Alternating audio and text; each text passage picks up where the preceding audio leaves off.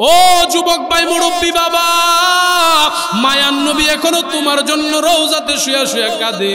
যুবক তুমি এখনো নবীর সুন্নত দাড়িটা কাইটা ডাস্টবিনে ফালাও, তুমি এখনো নবীর সুন্নতের আদর্শের মালা গলায় দাও না, তুমি এখনো নাস্তিক বেঈমানদের আদর্শ চুল কাটো, পোশাক পরিচ্ছদ পড়ো। এরে যুবক মনের কান লাগায় কথাটা শোনো। হযরতে হানজালা গোসল করতে গেল, মাথায় পানি ঢালবেন, এমন সময় কে যেন ঘোষণা দেয়, আল্লাহর নবী রহমতের নবী ইয়েতিম নবী দুনিয়াতে নাই। হযরতে হানজালা পানির পাত্রটা ফালায়া দৌড়ায়া গড়ে গেছে। নতুন বিবিরে ডাক দেই, বিবি আমার জলদি করে আমার খঞ্জরটা তরবারিটা আমার হাতে উঠায়া দাও। বিবি তরবারি হাতে উঠায়া দেয়। ও স্বামী গোসল করতে গেলেন, তাহারত পবিত্রতা হাসিল করতে গেলেন, এবার তরবারি নিয়ে কোথায় যাবেন রে বিবি? শুনেছি আল্লাহর নবী রহমতের নবী মায়ান নবী বুঝি বেঈমান কাফেরদের সাথে যুদ্ধ করতে গিয়ে শাহাদাত বরণ করেছে। এরে বিবি আজকে মায়ান নবী যদি না থাকে, আমি হানজালা গোসল করে কি করব? কার জন্য পবিত্রতা হাসিল করব? যে নবীর জীবন দেখা, যে নবীর সুন্নত মাইনা আমি দামি হইছি, ওই নবী যদি না থাকে আমি হানজালা গোসল করে কি করব? বিবিরে তোর হক আমি যথার্থ আদায় করতে পারলাম না। বেঁচে থাকলে তোমার সাথে সাক্ষাৎ হবে, মরে গেলে শহীদ হলে জান্নাতে দেখা হবে। আল্লাহু আকবার। যুদ্ধের ময়দানে চলে গেছে, কাপড় দিয়া চেহারাটা ঢাইকা। হানজালা নবীর প্রেম, আল্লাহর প্রেম অন্তরে নিয়া, মাওলার ভালোবাসা অন্তরে নিয়া যুদ্ধের ময়দানে চলে গেছে। রে মানিকদির এলাকার আশিক রাসূল, তোমার নবীর প্রেম তোমারে ফজরের নামাজে নিতে পারে না, আর হানজালা নাপাক অবস্থায় নবীর প্রেম আর ভালোবাসা অন্তরে নিয়া যুদ্ধের ময়দানে চলে গেছে। চেহারাটা পুরা আল্লাহর নবী যদি চিনা ফেলে হানজালারে বাড়িতে ফিরিয়ে দিবেন নতুন দম্পতি জীবন। আমার আপনার নবীর চোখটাইকা ফাঁকি দেওয়ার জন্য হানজালা নিজের চেহারাটাকে কাপড় দ্বারা ঢাইকা একবার বেঈমান কাফেরদেরকে ধাওয়া করে আবার নিজের দিকে আসে। আল্লাহর নবী তখনও বুঝতে পারেন না ব্যক্তিটাকে। মায়ান নবী রহমাতুল লিল আলামিনের সাহাবী হযরতে হানজালা ডাক দিয়া বলেন, দুনিয়ার মানুষ, যুদ্ধ চলতেছে চলতেছে এক পর্যায়ে আমি শাহাদাত বরণ করে ফেললাম। হযরতে হানজালার শাহাদাত বরণ হয়ে গেল, যুদ্ধ সমাপ্ত হয়ে গেল। যুদ্ধ কমপ্লিট হওয়ার পর আল্লাহর নবী ঘোষণা করলেন, সাহাবীরা রে, আমার যেই সমস্ত সাহাবারা শাহাদাত বরণ করেছে তাদেরকে বিনা গোসলে বিনা কাফনে দাফন করবা। কারণ হাশরের মাঠে আমি আমার এক একজন হানজালা দিয়া, এক একজন সাহাবা দিয়া, এক একজন শহীদ দিয়া আমার 1400-1500 বছর পরে মানিক বীরে কিছু উম্মত বসবাস করবে। শয়তানের দুকায় পড়ে গুনাহ করে ফেলছে, নফসের দুকায় পড়ে গুনাহ করে ফেলছে, ওই উম্মতটা জাহান্নামী হয়ে যাবে। আমি আমার ওই শহীদের কাপড়টা নিয়ে আল্লাহর দরবারে ধরব, রক্ত মাখা অবস্থায় আল্লাহরে বলবো, আল্লাহ আমার একজন উম্মত শহীদ হয়েছে দ্বীনের জন্য, তারে উসিলা বানায়া অন্যরে শাহাদাতের তালিকায় মুক্ত কইরা জান্নাতে ঢুকায়া দেন। ওই জন্য সাহাবীরা তাদেরকে বিনা গোসলে দাফন করবা। একজন মহিলা দৌড়ায় আসছে, ইয়া রাসূলুল্লাহ, ইয়া হাবিবাল্লাহ, ও মায়ান নবী, আমার একটা ছোট্ট দরখাস্ত ছিল। মায়ান নবী ডাক দিয়া বলেন, কি তোমার পরিচয়, কি বলতে চাও? নবী গো, আমি আপনার হানজালার বিবি। ও নবী, গত রাত্রিতে আমার স্বামী যুদ্ধের ময়দানে নাপাক অবস্থায় চলে আসছে, খবর পাইছি আমার স্বামী নাকি যুদ্ধের ময়দানে শাহাদাত বরণ করেছে। নবী গো, স্বামীর জন্য আফসোস নাই, স্বামী হারাইছি, ব্যথা নাই, বেদনা নাই। ও পর্দার অন্তরালের মা বোনেরা, আশিক রাসূল কারে কয়। এবার মায়ান নবী ডাক দিয়া বলেন, তাহলে তোমার চাহিদা কি, চাওয়া কি, তোমার দরখাস্ত কি? নবী গো, আমার স্বামী তো নাপাক অবস্থায় বিনা গোসলে যুদ্ধের ময়দানে আসছে। ও আল্লাহর রাসূল, আমার স্বামীর একটু গোসল করা, পবিত্রতা হাসিল করায়া দিবেননি? আল্লাহর নবী সাহাবীদেরকে ঘোষণা করে দিল, রে সাহাবীরা, আমার হানজালার লাশটা খুঁজে বের করো। এক এক করে কাপড় চেহারার উপর থেকে থেকে সরায়া সরায়া হানজালার লাশটা খুঁজতে গেল। সর্বোপরি দেখে হানজালার নিতুর দেহটা পড়ে রইল। চেহারার দাড়ি মুবারক থেকে আল্লাহর নবী তাকায় দেখে পানি ঝরতেছে, কেবলমাত্র গোসল করলো, চুলের আগা থেকে প্রথম অংশ থেকে পানি ঝরতেছে। মায়ার নবী ডাক দিয়া বলেন, সাহাবীরা রে, কে এই কাজ করলি? আমার অনুমোদন ছাড়া কে হানজালারে গোসল করাইলে? সাহাবীরা লাজবাব হয়ে গেছে, কথা কয় না। কে গোসল করাইলি? বলো বলো। কেউ বলতে পারে না, বলতে চায় না। মায়ার নবী রাহমাতুল লিল আলামিন ধমকের স্বরে একজন সাহাবীকে বলতে শুরু করলো, বলো কে এই কাজ করছো? আসমান থেকে আল্লাহ তাআলা জিবরাইল আমিনকে পাঠাইছে। জিবরাইল, যাও যাও আমার নবীকে গিয়ে বলো, এই হানজালার গোসল দুনিয়ার কোনো মানুষ দেয় না। আমি আল্লাহ জান্নাতের ফেরেশতা দিয়া, হাউজে কাউসারের পানি দিয়া, আমি হানজালার প্রেম আর ভালোবাসায় মুগ্ধ হয়া হানজালার গোসলটা আমি আল্লাহ জান্নাত থেকে দিয়েছি। সুবহানাল্লাহ। হে রাসূল, তোমায় ভালোবাসি অন্তরে, শুধুই মুখে নয়, জান্নাতের আশায় নয়। হে রাসূল, জাহান্নাম কেউ ডরি নয়। হে রাসূল, তোমায় ভালোবাসি অন্তরে, শুধু মুখে নয়, জান্নাতের আশায় নয়। হে রাসূল, জাহান্নাম কেউ ডরি নয়। কথা কোন ঠিক? জান্নাত জাহান্নাম দিয়া কি করবেন? মায়ার নবী যদি আপনার পক্ষে চলে আসে, রহমতের নবী আপনার পক্ষে আসছে, তো আপনি জাহান্নামী হইলেও জান্নাতি বানায় দিবেন কে? এই নবীর প্রেম আর মায়া অন্তরে থাকা লাগবে কি লাগবো না? শুধু জবান দিয়া বললেন তাহলে তো আশিকি রাসূল হতে পারলেন না। নবীর সুন্নতটাকে পুঙ্খানুপুঙ্খানুভাবে পালন করলেই সম্ভব। কথা কোন ঠিক কিনা? নবীর সুন্নতের আদর্শ নিজের জীবনের মধ্যে ফিট করতে হবে। যদি করতে পারেন তাহলে জান্নাতি হওয়া সম্ভব। কথা কোন ঠিক কিনা? এজন্য আল্লাহ তাআলা যে কথাগুলো বলছে, সে কথাগুলোর সর্বোপরি শেষ কথা এটাই সারমর্ম, ওয়াতাসিমু বিহাবলিল্লাহ। আল্লাহ যে বলছেন আল্লাহর রশিটাকে আঁকড়ায় ধরো, বলে আল্লাহর রশি ধরার কৌশল কি? বলে কুরআন যেভাবে তোমাকে চলতে বলছে, নবীর সুন্নত যেভাবে নবী মানতে বলছে, দুইটা দিয়া জীবন জিন্দেগি চালাও। নারী হোক পুরুষ হোক।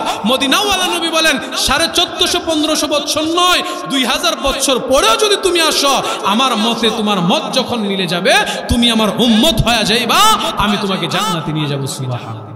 জান্নাতের নিয়ামতের বিবরণ আল্লাহ তাআলা কেমন করে বান্দাকে দিয়েছেন। আল্লাহ বলেন, বান্দা, জান্নাতের ভিতরে যে নিয়ামত রেখেছি তার অল্প অল্প কিছু কিছু স্যাম্পল আমি দুনিয়ার মধ্যে দিয়েছি। বলে জান্নাতের একটা নিয়ামতের নাম হলো দুধ। একজন রিকশাওয়ালা ব্যক্তি দৈনন্দিন 1 লিটার দুধ আনে কিনা, এই দুধটারে আইনা এক গ্লাস করে বিবি বাচ্চারে নিয়ে খা। আল্লাহ বলেন, ফেরেশতারা রে, আমার এই বান্দা দুনিয়াতে দুধ বড় পছন্দ করত, আমার এই বান্দারে আজকে জান্নাতের ভিতরে গ্লাস দিয়া পাত্র দিয়া দুধ পান করানো হবে না।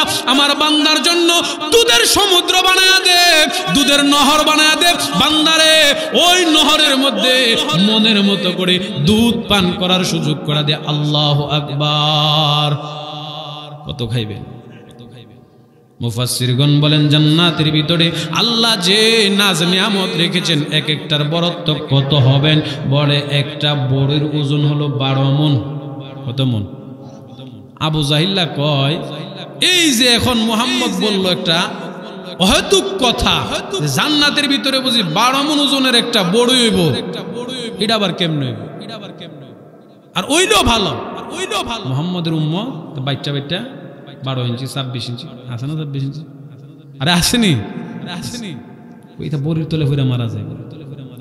গর্দব জানে না যারা জান্নাতি, তারা যে 26 ইঞ্চি থাকতো না, তাদের দেহ, তাদের আকার আকৃতিটা আল্লাহ তাআলা কেমন পরিবর্তন করবেন। আল্লাহ তাআলা বলেন, আমি জান্নাতের সামনে 2টা নহর রাখছি। বলেন কয়টা নহর?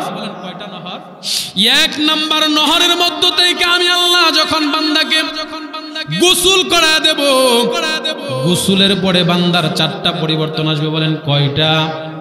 আরো জোরে বলেন কয়টা? 1 নাম্বার পরিবর্তন, বান্দার যে দেহটা দুনিয়াতে 26 ইঞ্চি ছিল, আসলে এই ফিতাটা মাইপা 26 ইঞ্চি লুকা আছে।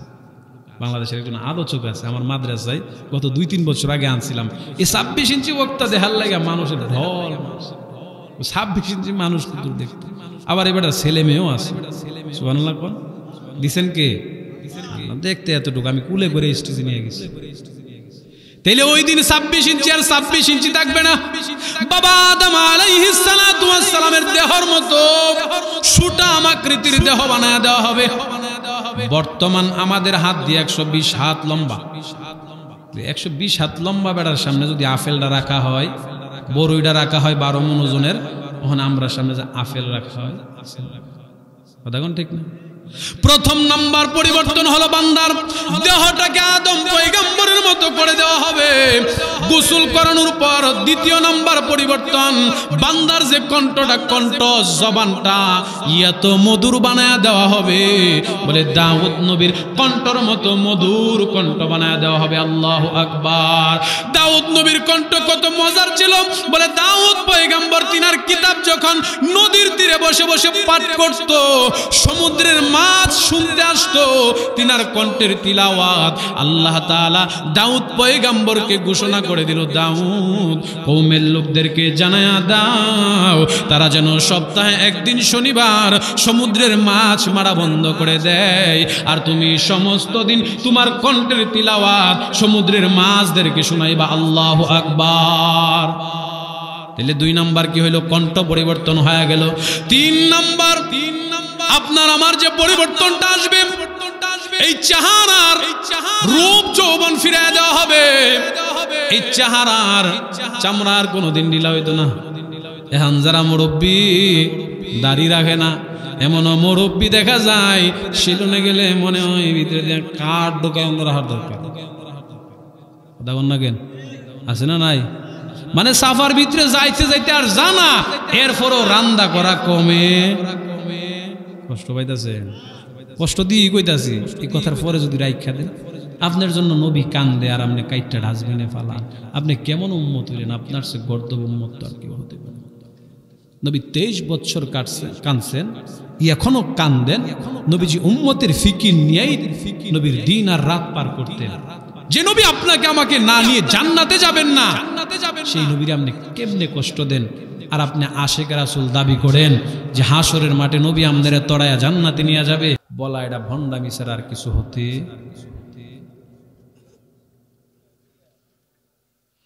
তাহলে 3য় নাম্বার পরিবর্তন, আপনার চামড়াগুলো আর কোনোদিন লুজ হইতো না, আপনার যৌবন কোনোদিন যাইতো। অথপর 4th নাম্বার পরিবর্তন, যে 32 বছর লইয়া ঢুকবেন, সেই 32 বছর থেকে 33 বছর আর কোনো দিন। সুবহানাল্লাহ কন্যা। এখন তো যৌবন শেষ হয়ে গেলে বিবির কাছে দাম নাই, নেতার কাছে দাম নাই, নেত্রীর কাছে দাম নাই, যে সন্তান জন্ম দিছে সে সন্তানের কাছেও দাম। বল এটা বুঝলেন কেমনে? কই এমনি এমনি বুঝছি, যদি দাম থাকতো তাইলে কোনো বাবা বৃদ্ধাশ্রমে থাকা লাগতো। এক বুদ্ধিজীবী আমারে বুঝা, হুজুররা ভুল করে। কেমনে ভুল করে? কই ওয়াজের মধ্যে কয় অমুকের বাবা তমুকের বাবা বৃদ্ধাশ্রমে থাকে। হুজুর এটা তো আমাদের দায়িত্বের কারণে, ব্যস্ততার কারণে পারি না, এই জন্য আমরা আমাদের বাবাকে বৃদ্ধাশ্রমে দায়িত্বশীলদের কাছে দিই। জানোয়ারের ঘরের জানোয়ার, তোরে কেডা কইছে দায়িত্বশীল?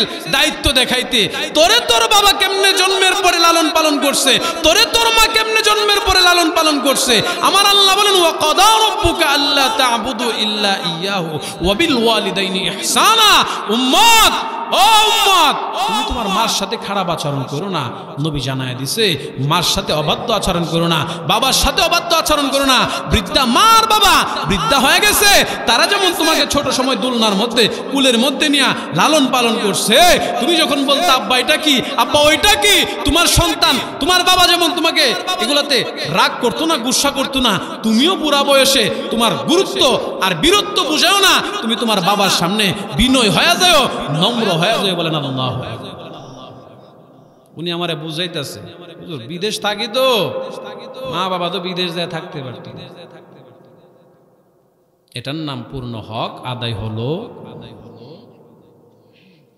তাহলে চার পরিবর্তন জান্নাতের মধ্যে যখন হয়ে যাবে, জান্নাতি মানুষটাকে চার পরিবর্তনের পরে পাশে আরেকটা নহর থাকবেন, যে নহর থেকে এক পাত্র এক পেয়ালা পানি পান করায় দেওয়া হবে।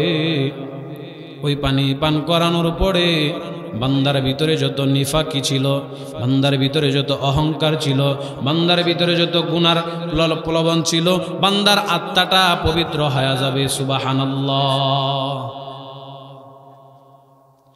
জান্নাতের ভিতরে আল্লাহ তাআলা এই যে পবিত্র আত্মা দিয়ে আপনাকে ঢুকাবেন, ঢুকানোর পরে দুনিয়ার কয়েকটা সুখের মধ্যে একটা সুখ হলো স্বামী স্ত্রীর মধুর সম্পর্ক, ভালো সম্পর্ক। যার স্ত্রী ভালো, দুনিয়াটা তার জন্য জান্নাতের টুকরা। যার স্ত্রী খারাপ, দুনিয়াটা তার জন্য দুজকের একটা অংশ। কথা কোন ঠিক কিনা? জান্নাত জাহান্নামের বয়ান শুনে একবার জিজ্ঞাসা, চাচা আপনি যে জান্নাত জাহান্নামের বয়ান করলেন, আমার বাবুল্লার মা কি জান্নাত? তো হুজুরে জিজ্ঞা, বাবুল্লার মা জান্নাতে গেলে আপনার সমস্যা রাখি? 30টা বছর ফুইরা লাইছে, 30টা বছর পুইরা লাইছে। এমন ফুরুন না মা বোন আসেনি? খালি মা বোনরা কইলে লাভ নাই, আমরারও কিছু দোষ আছে। আমরা তো ওয়াজ করি হজরত খাদিজার মতো, হজরত ফাতেমার মতো, হজরত আয়েশা সিদ্দিকার মতো কি হতে হবে? ধৈর্যশীল হতে হবে, সবরকারী হতে হবে। কিন্তু আমরা এই কথাটা কই না, পাশাপাশি মুহাম্মাদুর রাসূলুল্লাহর মতো স্বামী হতে। কথা বল না কেন? দরজার সামনে গিয়ে 2 মিনিট দিলে দরজা লাত্তি দেবে গেলে। এই আদর্শ তো নবীর ছিল। জান্নাতের ভিতরে দুনিয়ার একটা সুখ হলো স্বামী স্ত্রীর সুখ। আল্লাহ বলেন এক একজন পুরুষকে 70টা করে হুর দেওয়া হবে। সুবহানাল্লাহ। কয়টা করে? 70টা করে হুর দেওয়া হবে। ওই যে আমাদের বাবুল্লার মা, ওনারাও দেওয়া হইব। উনি আপনারা যায় ওখানে বিরক্তি করতো না। ওই বিরক্তি না করার কারণ কি? ওই দ্বিতীয় নহর তাই কাজে পানিটা পান করাইছে। ওই পানি পান করার পরে ভিতরে যত প্রকার হিংসা জ্বালানোর যত কারণ কোয়ালিটি ছিল, প্রত্যেকটা পানির সাথে ধুয়া যাবে। আল্লাহু আকবার। টেনশনের কারণ আছে? মা বোন যারা চিন্তা করতে পারেন, আমার স্বামীকে যদি 70টা হুর দেওয়া হয়, আমার কি দেওয়া হবে? বলে আপনি যদি বিবির মতো বিবি হইতে পারেন, আপনারে 70টা হুরের সরদারনি বানায় দেওয়া হবে। আল্লাহু আকবার। তাহলে বলতেছিলাম, এই জান্নাতে যদি যাইতে হয়, 1 নাম্বার আপনাকে আল্লাহর কোরআনটাকে ভালোভাবে ধরতে হবে। রশি বলতে কি বোঝানো হয়েছে? কোরআনকে বোঝানো হয়েছে। আল্লাহ তাআলা বলেন ওয়াতাসিমু বিহাবলিল্লাহি জামিয়া।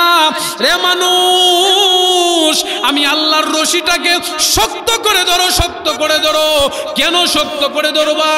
দুনিয়ার নিজাম হলো কুয়া তাইকা যদি কোনো কিছু উঠাইতে হয়, উপর তাইকা কিছু পাঠানো লাগে কিনা? বাঁশ ফাটাইলো চলে, রড ফাটাইলো চলে। কিন্তু বুঝার বিষয় হইল, আল্লাহ বাঁশের কথা কইলেন না, রডের কথা কইলেন না, আল্লাহ তাআলা রশির কথা কেন কইলেন? কই বাঁশ আর রড উপর থেকে ফালাইলে নিচের অন্ধকার কুয়ার ভিতর যে ব্যক্তিটা আছে তার মাথায় ফুইটা যেতে পারে, আহত হওয়ার সম্ভাবনা। এজন্য আল্লাহ বলেন রশি বলতে কি বুঝাইলাম? আমি আল্লাহর দয়া মায়ার হাত তোমাদের উপর পাঠাইলাম। বান্দা কেন পাঠাইলাম? আমি তো তোমাদের প্রত্যেকের জন্য একটা করে জান্নাত নির্ধারণ করে রেখেছি। বান্দা বেঈমান কাফের যারা, তাদের জন্য আমি আল্লাহ জান্নাত রেখেছি। তুমি যদি আমার জান্নাতে আসতে হয়, আমি আল্লাহর রশিটাকে আঁকড়ায় ধরছি। আল্লাহ তাআলা বলেন দাউদ পয়গম্বর বলো, তুমি তোমার উম্মতদের ব্যাপারে কতটুকুন ফিকির করলা? দাউদ আলাইহিস সালাতু ওয়াস সালাম বলে, ফিকির তো কম করি নাই, উম্মত তো ভালো হয় নাই। ও নূহ, বলো তুমি তোমার উম্মত সম্পর্কে কেমন ফিকির করলা? নূহ পয়গম্বর চোখের পানি ফালায়া কান্দে আর কয়, আল্লাহ 950 বছর দাওয়াত দিলাম, দিনের দাওয়াত, একটাও কালেমা পড়ে নাই, গোটা কয়েকজন কালেমা পড়ছে। আল্লাহ বলেন নূহ বলো কি করতে হবে?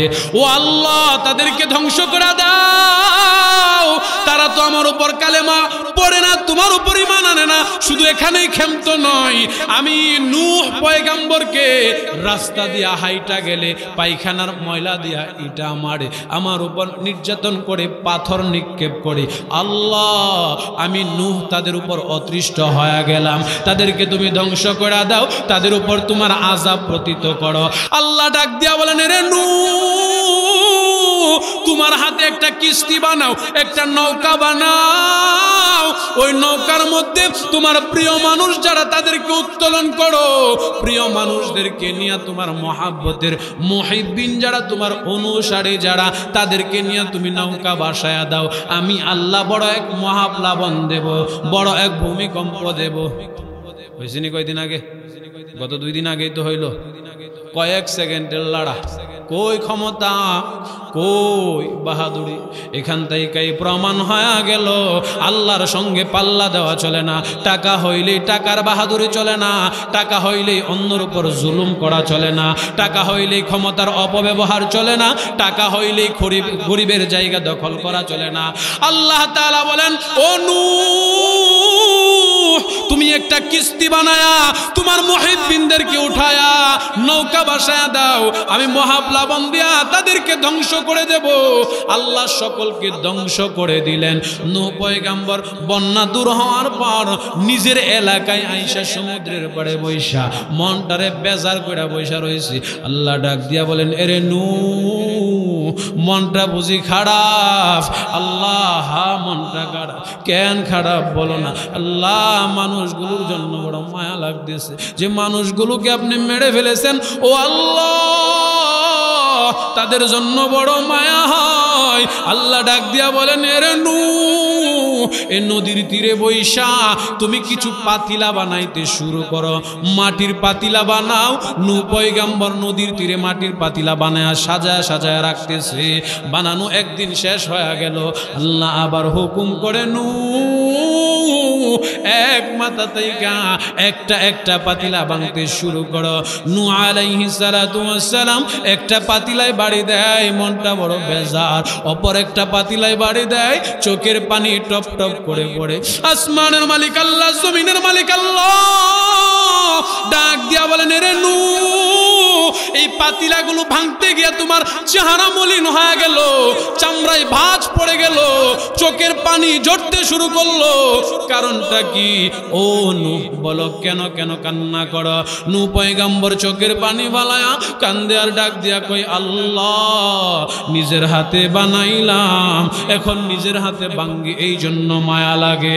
আসমানের মালিক আল্লাহ, জমিনের মালিক আল্লাহ ডাক দিয়া বলেন, ইরে নূহ এই পাতিলাগুলো বানাইছ, কথা বলতে পারে না, কাউরে ডাকতে পারে না, এই পাতিলা ভাঙতে যদি তোমার বড় মায়া লাগে, বলো রে নূহ যাদেরকে আমি মহাপ্লাবন দিয়া ধ্বংস করলাম তাদেরকে তো আমি বানাইলাম, তারা তো আমি আল্লাহরে আল্লাহ বলে ডাকে নাই, তারপরেও তো আমি আল্লাহ তাদেরকে বানাইছি।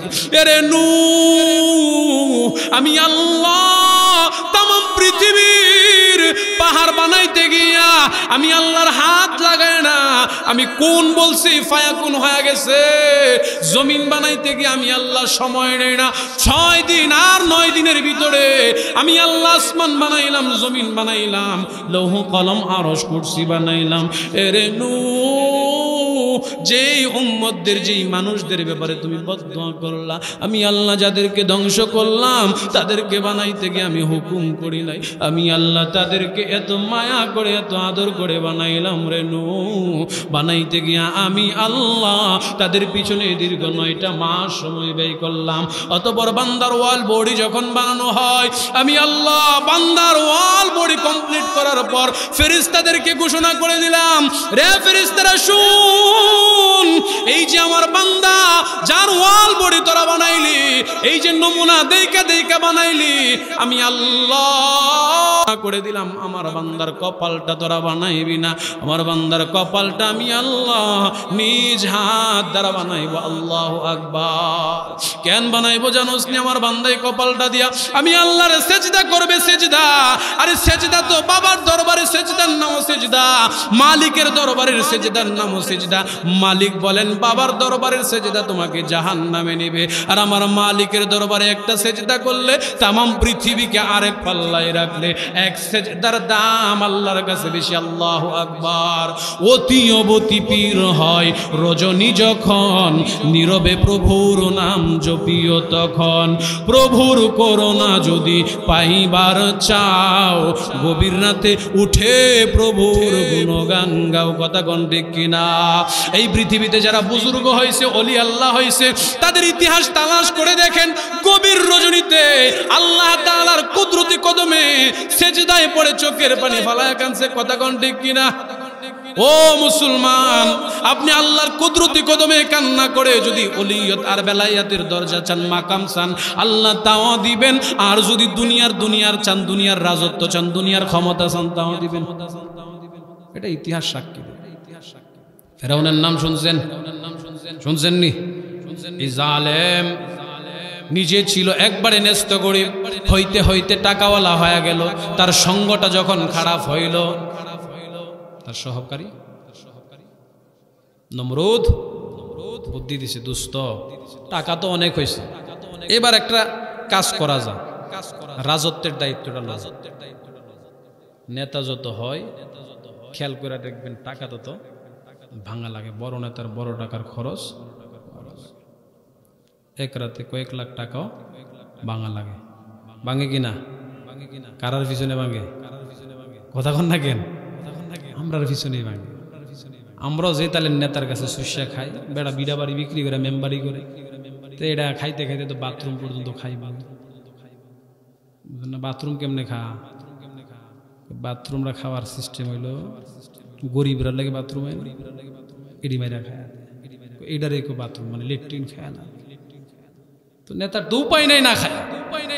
আপনি আমি আগে চুষছি, পরে নেতাই চেয়ারও বয়া চুষা শুরু করছি। জন্য আদর্শ নেতা খোঁজা, ধার্মিক নেতা খোঁজা, যে নামাজ আল্লাহর হক, যে নেতা আল্লাহর হক আদায় করে, যে নেতা আল্লাহর পাওনা দেয়, এই নেতা কোনোদিন জনগণের পাওনা মারতে পারে। এমনও নেতা পাওয়া যায় এক ওয়াক্তের নামাজ 2 মসজিদ 2 বার পড়ছে, বিপদ পড়ে পড়ছে। আপনার এই মসজিদে দেয় নামাজ 1:15, পরের মসজিদে যায় দেয় নামাজ 1:30টায়।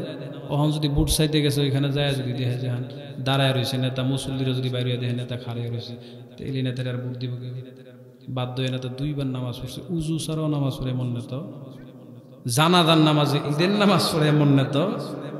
বলে নেতাগিরি একটা জিনিস, রাজনীতি একটা জিনিস, ধর্মের দিন জ্ঞান ইলম হাসিল করা হলো, ইলম হাসিল করা অত্যন্ত দামি এক জিনিস। তো বলতেছিলাম কি, যে পৃথিবীতে আল্লাহ তাআলা যত নবী রাসূলদেরকে প্রেরণ করেছেন, পাঠিয়েছেন, একটাই উদ্দেশ্য, একটাই লক্ষ্য, মানুষদেরকে জাহান্নামের পথ থেকে জান্নাতের পথে নিয়ে যাওয়া। জান্নাতের পথে যদি আপনাকে আমাকে যেতে হয়, কি করতে হবে? ওয়াতাসিমু বিহাবলিল্লাহি জামিআ, বলে আল্লাহর রশিটাকে আঁকড়ায় ধরতে হবে। আল্লাহর রশিটা কি? 1 নাম্বার কিতাব আল্লাহ, 2 নাম্বার ওয়া সুন্নাত রাসূলিহি। বলেন সুবহানাল্লাহ। নবীজির সুন্নতের আদর্শ সাহাবীরা কেমন করে ধরছে? বলে নিজের যৌবন জীবন সব বিলায়া দিছে, এরপরে আল্লাহ তাআলা তাদেরকে দামি বানায় দিয়েছে। আচ্ছা আচ্ছা কি খবরটা দিলাম নি? হ্যাঁ, তাবারক আছে, বাইরে খেটে কইেন না, যারা বসছেন তারাই থাকবেন। কি আছে? তাবারক আছে। মূলত আমরা তাবারকের উদ্দেশ্যে এই সমস্ত মাহফিলে আসি। কথা বলেন না কেন? আমরা আসি একমাত্র রবের আশায়। কার আশায়? রবের দিদার পাওয়ার আশায়। ভাইরা আমার বলতেছিলাম, 1 নাম্বার কিতাব আল্লাহ, আল্লাহর কোরআন, 2 নাম্বার ওয়া সুন্নাত রাসূলিহি, নবীজির সুন্নতের আদর্শ মালা গলার মধ্যে পড়া। বলে এই হায়াতে জিন্দেগি আমি যেটাকে পরিচালনা করতেছি, আমার মতে, আমার মন মতে চালানোর নাম হলো জিন্দেগি। নবীর সুন্নত তরিকায় পরিচালনা করার নাম হলো বন্দেগি। বলে নবীর জিন্দেগিটারে বন্দেগি বানানোর সিস্টেম কি? খানা খাইলাম আমার জরুরতে, আমি খাবারের সময় যদি সুন্নত তরিকায় দস্তরখানটা বিছায় ফেলি, এটাই হবে নবীর সুন্নত, এটার নামই বন্দেগি। আমি যখন দস্তরখান বিছায় খানা খাইলাম, আমি যখন ডান পা দিয়া মসজিদে ঢুকলাম, বের হইলাম, বাম পা দিয়া বাথরুমে ঢুকলাম, ডান পা দিয়া বের হইলাম, নবীর সুন্নতকে অনুসরণ করে আমি আমার ব্যক্তি জীবন পরিচালনা করলাম, আমি আমার অবস্থা থেকে আমি আমার জরুরত আদায় করলাম, এটাই নবীর সুন্নত মোতাবেক করার কারণে হয়ে গেল বন্দি। যেটা আমার ব্যক্তিগত মতে করি এটার নাম জিন্দেগি, নবীর সুন্নতে করলে এটা হয়ে যাগা। তাহলে নবীর সুন্নতের পাবন্দি করা, সাহাবায়ে কেরাম নবীর সুন্নত কতটুকুন আদায় করছে বলে পুঙ্খানুপুঙ্খানুভাবে সময়ের প্রত্যেকটা সময়কে চেষ্টা করছেন। আল্লাহর নবীর একজন সাহাবী, নাম তার হযরতে আব্দুল্লাহ ইবনে আব্বাস রাদিয়াল্লাহু তাআলা আনহু, তিনার কাছ থেকে এক হাদিস বর্ণনা পাওয়া যায়। তিনি বলেন নবীর আরেকজন সাহাবী, নাম তার আবু হুরায়রা, যে আবু হুরায়রার নাম বর্ণনা না করে কোনো মুহাদ্দিস হাদিস বিশারদ হতে পারে নাই, মুহাদ্দিস হতে পারে নাই। আবু হুরায়রার নাম এত পরিমাণ হাদিসের কিতাবে আসছে। এই আবু হুরায়রা আল্লাহর নবীর দরবারে থাকতেন। রে মুসলমান যুবক ভাই, মুরব্বী বাবা, ও পর্দার অন্তরালের মা, শেষ কথাগুলো মনের কান দিয়া শুনুন। আল্লাহর নবীর সাহাবী হযরতে আবু হুরায়রা নবীজির দরবারে থাকতেন, আর আল্লাহর নবীর দরবারে একটা দল থাকতেন যেটাকে আসহাবে সুফা বলা হয়। যে আসহাবে সুফা ওই 70 জন সাহাবীর একটা গ্রুপ ছিলেন, যে 70 জনের মধ্য থেকে 35 জন দিনের বেলা দিনের দাওয়াত দিতেন, কালেমার দাওয়াত দিতেন, আবার এই 35 জন রাত্রের বেলা ঘুমাইতেন, অপর 35 জন রাত্রের বেলা দিনের দাওয়াত দিতেন। এমন ভাবে এই দাওয়াতের শিডিউল চললো, আল্লাহর নবী বন্টন করে দিয়েছে। এমন ভাবে 70 জনের মধ্য থেকে ওই আসহাবে সুফার একজন সদস্য, যার নাম হলো আবু হুরায়রা রাদিয়াল্লাহু তাআলা আনহু, ওই আবু হুরায়রাকে তার সঙ্গী সাথীরা ডেকে বলেন, রে আবু হুরায়রা, নবীজি বন্টন করে দিছে 35 জন দিনের বেলা দাওয়াত দেওয়ার জন্য, কালেমার কথা বলার জন্য, আর 35 জন রাতের বেলা দিনের দাওয়াত দেওয়ার জন্য। তুমি দিনের বেলাও দিনের দাওয়াত কালেমার দাওয়াত দিতে যাও না, রাতের বেলাও কালেমার দাওয়াত দিতে যাও না। এরে আবু হুরায়রা, বলো এর কারণটা কি? আবু হুরায়রা চোখের পানি ফেলায় কান্দে, আর ডেকে ডেকে বলে, রে নবীর সাহাবীরা শুনো, আমাকে যদি তোমরা খাবার দাও, নবীর দরবারে যে হাদিয়া তুফা আসে, এই হাদিয়া তুফা দিলেও আলহামদুলিল্লাহ, না দিলেও আলহামদুলিল্লাহ। কারণ নবীর সিস্টেম ছিল, নবীর পদ্ধতি ছিল, হাদিয়া তুফা যেগুলো আসতো আল্লাহ নবী 70 জন সাহাবীরে বন্টন করে দিত। যারা দিনের দাওয়াত এক সময় সকালবেলা দিতেন, আবার রাতের বেলা দিতেন। আল্লাহ নবী রহমতের নবী ডাক দিয়া বলেন, সাহাবীরা রে, এই 70 জনে খাবার বন্টন করে তোমরা খাবারটা বন্টন করে নিবা। আবু হুরায়রাকে সাহাবীরা বলেন, আবু হুরায়রা বলো তুমি খাবার চাও কি না? আবু হুরায়রা বলেন, হ্যাঁ খাবার চাই। যদি খাবার চাও তাহলে তুমি আল্লাহর নবী রাহমাতুল লিল আলামিনের নির্দেশ অনুযায়ী দিনের দাওয়াত প্রচার করার জন্য বাইরে বের হয়ে যাও। ও মুসলমান, মনটাকে নরম করে শেষ কথাগুলো অনুধাবন করেন। আবু হুরায়রা চোখের পানি ফালায়া কান্দে আর কয়, নবীর সাহাবীরা রে, আল্লাহর নবীর হুকুম আমি অবশ্যই মানব, কিন্তু তোমরা যে বললা খাবার দিলে আমাকে দিনের দাওয়াতে যেতে হবে, আর যদি দিনের দাওয়াতে না যাই খাবার দিবা না, বরণ পোষণ দিবা না। আল্লাহর কসম করে বলি, আমারে খাবার দিলেও হবে, না দিলেও হবে, তারপরেও আমি রহমতের নবীর দরজা ছাড়ব না, রহমতের নবীর দরজা থেকে এক মুহূর্তের জন্য যাব না। ইতিহাস সাক্ষী দেয়, আবু হুরায়রা 1 দিন 2 দিন 3 দিন এমন করে 4-5 দিন যাবত খাবার না খাইতে খাইতে আল্লাহর নবীর দরবারে পড়ে থাকতেন, আর আল্লাহর নবীও খাবার দিতে পারতেন না। এমন তো অবস্থায় আবু হুরায়রা মায়ান নবী রাহমাতুল লিল আলামিনের দরবারে পড়ে থাকতো, অজ্ঞান হয়ে যাইতো, অচেতন হয়ে যাইতো। সাহাবীরা মনে করতো আবু হুরায়রার বোধহয় বেমার হয়েছে, রোগ হয়েছে। আবু হুরায়রাকে পানি ছিটায়া হুঁশ ফিরানোর পর জিজ্ঞাসা করা হয়, আবু হুরায়রা বলো তোমার কি মির্কি বেমার আসেনি? আবু হুরায়রা কয়, নবীর সাহাবীরা রে, আমার কোনো রোগ নাই, বেমার নাই। বলে, কেন তুমি এমন অচেতন হয়া বসা তাইকা শুয়া যাও? শুয়া একবারে মুখ দিয়া লালা বের হইতে থাকে, ফেনা বের হইতে থাকে। আবু হুরায়রা চোখের পানি ফালায় কান্দে আর কয়, রে নবীর সাহাবীরা শোন, আজকে 3 দিন যাবত মায়ার নবীর দরবারে পড়ে থাকার কারণে খাবার নাই, বরণ পোষণ নাই, এই জন্য আমি আবু হুরায়রা ক্ষুধার যন্ত্রণায় বিছানা থেকে শুয়ে গেলাম, মুখ দিয়ে লালা পানি বের হইতে শুরু করলো। আমি আল্লাহর নবীর দরবার এক মুহূর্তের জন্য ছাড়তে চাই না, কারণ আমি যদি খাবারের জন্য বাহিরে চলে যাই, আমার বক্ষণ করা খাবার খুঁজতে যদি চলে যাই, আর মায়ার নবী যদি একটা হাদিস বর্ণনা করে ফেলে, একটা সুন্নতের কথা বলে ফেলে, আমি আবু হুরায়রা না শুনতে পারি, আমি আবু হুরায়রার দুনিয়াও না কাম আখিরাতও না কাম। এই জন্য আমি আবু হুরায়রা আল্লাহর নবীর মায়া আর প্রেম অন্তরে নিয়া আমার রাত আর দিন পার করে। সুবহানাল্লাহ। আবু হুরায়রার দাম আল্লাহ বাড়াইছে কিনা? কেন বাড়াইছে? বলে আবু হুরায়রার নাম ব্যতীত কোন মুহাদ্দিস হতে পারে না, শাইখুল হাদিস হতে পারে না। আবু হুরায়রার নাম উচ্চারণ করার পরে মুহাদ্দিস হয়। কেন? বলে নিজের সব টুকুন দিয়া আল্লাহর নবীর মায়া অন্তরে লালন করছে। ও মুসলমান, শেষ কথাগুলো মনের কান দিয়া শুনেন। নবীর প্রিয় সাহাবী যারা বসবাস করছে দুনিয়াতে, আল্লাহ হাউজে কাউসারের পানি দিয়া গোসল করাইছে। সুবহানাল্লাহ। খারাপ লাগতেছে আপনাদের? শেষ কথা, আল্লাহর নবীর সাহাবী যিনি নবীজির জগতে, নবীজির জামানায় এতটা নবীর ভালোবাসার প্রেম পাইছেন, নবীর মোহাব্বত এতটাই পাইছেন, নাম ছিলেন হযরতে হানজালা রাদিয়াল্লাহু তাআলা আনহু।